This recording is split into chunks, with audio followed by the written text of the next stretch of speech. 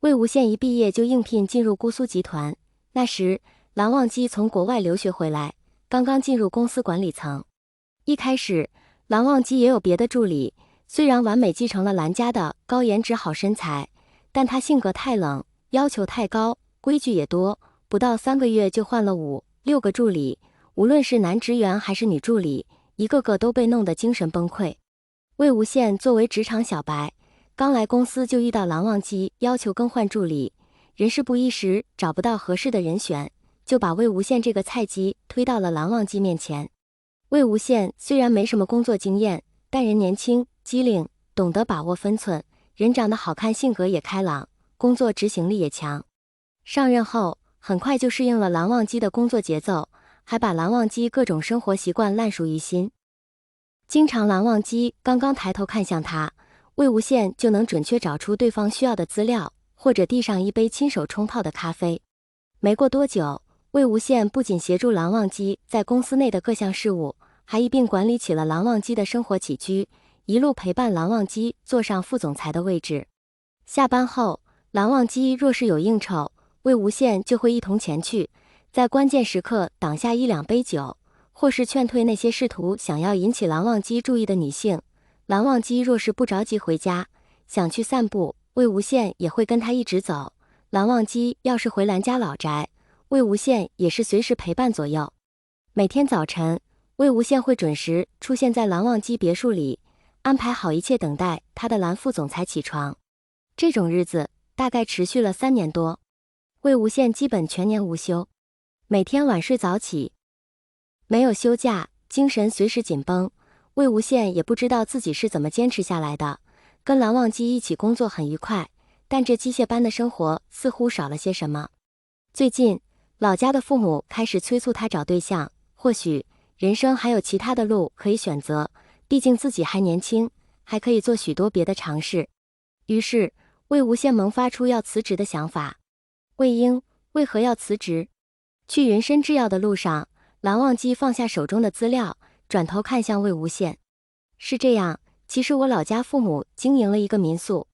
魏无羡说出其中一个理由，父母现在身体虽然健朗，但总会老去的，我又是独子，所以想回去帮父母分担民宿。蓝忘机想了一下，云深会接管的，然后呢？什么然后？魏无羡没有反应过来。云深酒店可以安排专业团队接管，还有什么问题吗？蓝忘机一脸认真。啊，不用，我们那个小民宿用不着这么专业的团队。魏无羡赶紧摆手。用的，收益还是归你家。蓝忘机说，团队管理也不会收费，也没有期限限制。蓝湛，我知道你是好意，管理民宿只是原因之一，我也想陪一陪父母。魏无羡心存感激，但感觉自己无福消受。是吗？那把叔叔阿姨接过来吧。蓝忘机又开始着手安排起来。蓝家的房子很多，叔叔阿姨是喜欢住别墅还是公寓？市中心还是近郊？或者换着住？不了，蓝家的房子怎么能随便住呢？魏无羡嘴角抽搐。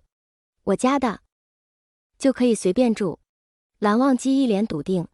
蓝忘机言出必行，魏无羡不会怀疑，但这剧情走向有些出乎他的意料。还有其他原因吗？蓝忘机追问。魏无羡一下子没反应过来，难得一脸懵逼傻傻的看着蓝忘机。辞职的原因？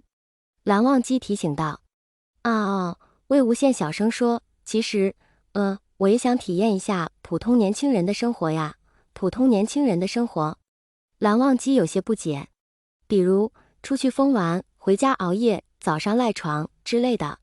魏无羡很多朋友也是社畜，过着暗无天日的加班日子。魏无羡自认为自己的日子算好过的了，但偶尔还是会怀念学生时代疯玩的时光。是吗？一般去哪里玩？蓝忘机问。游乐园。魏无羡憋了一下，他肯定不会说蹦迪、K 歌、开黑打游戏之类的，他怕蓝忘机理解不了。不过看蓝忘机这个样子，估计也没去过游乐园。果然，蓝忘机开始沉思起来。姑苏集团旗下不是有一个吗？魏无羡拼命回忆，因为不是蓝忘机负责的项目，他也不是特别清楚，听说还挺火爆的呢。蓝副总有空也可以去视察一下。嗯，听大哥说过。蓝忘机点点头，你想去吗？有空的时候可以去呀。魏无羡微微一笑，这是蓝家开的游乐园，蓝忘机总不能再说派人去接管吧。魏无羡你真机智。这时车速下降，温宁转动方向盘，将车驶入云深制药总部，公司高层早已在门口等候。蓝副总，我们到了。魏无羡手放在车门上，准备等车停稳就下车。温宁，继续开。蓝忘机靠在座椅上，没有要下车的意思。啊！魏无羡一愣。蓝副总发话了，温宁不敢不从，车子在云深制药一众高层面前晃了一圈，直接开走了。蓝忘机拿起手机，拨通蓝曦臣电话，大哥，魏婴要去游乐园。好的，我马上安排人清场。蓝曦臣的声音从话筒传来。蓝副总，魏无羡目瞪口呆，我不是那个意思。